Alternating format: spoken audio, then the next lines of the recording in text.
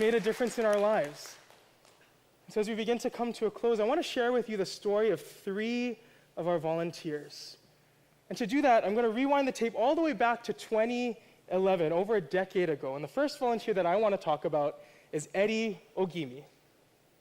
See, Eddie, he was a full-time employee at the Pearl Harbor shipyard, but outside of work, he was actually our lighting team director. As a volunteer, he used to run the lighting team.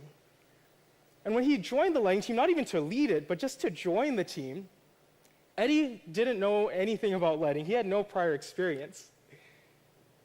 All he knew was that he had to say yes to what God was asking him to do.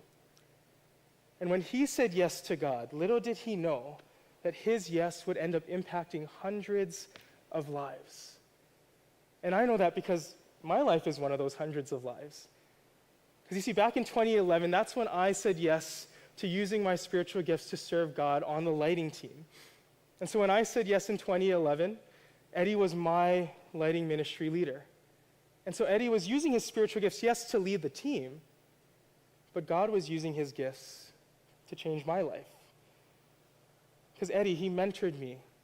He taught me. And as a 15-year-old who is spunky, who's headstrong, and a little bit of a smarty pants, that's not an easy task. And I know that it was only God that could have empowered Eddie to have the stamina, the endurance, and also the grace to deal with someone like me.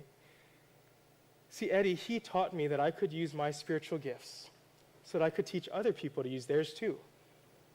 One of those other people was Kirk Yamada. Kirk is our second volunteer. See, when Kirk came onto our lighting ministry, he also didn't know anything about lighting. In fact, he was just an accountant at one of Hawaii's largest banks.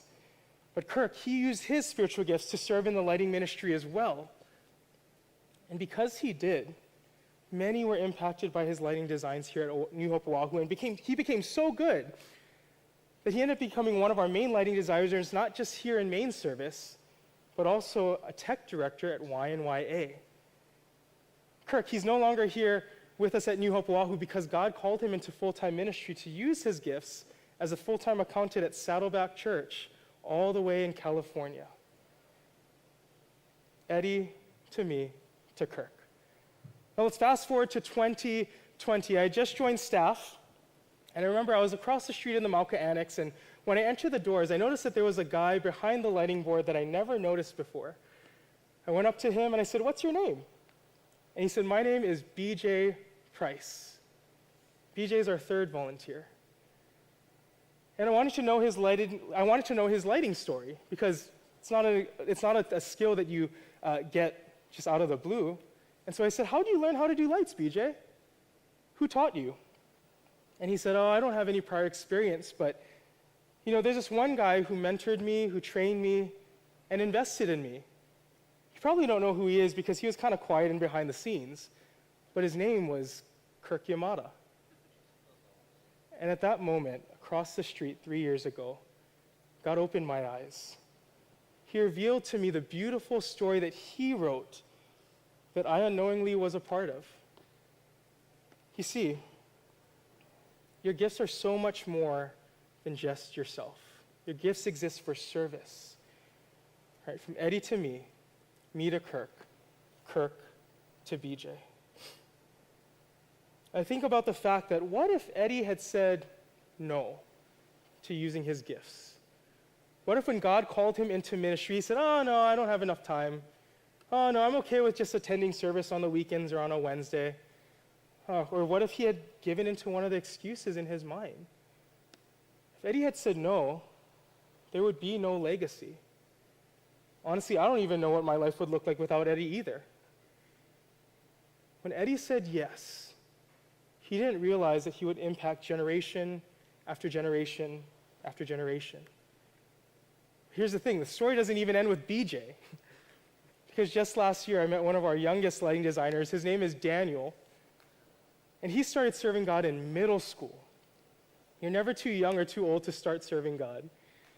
But here's the thing, when I asked Daniel, "Who did you learn from?" He told me, "I learned from BJ."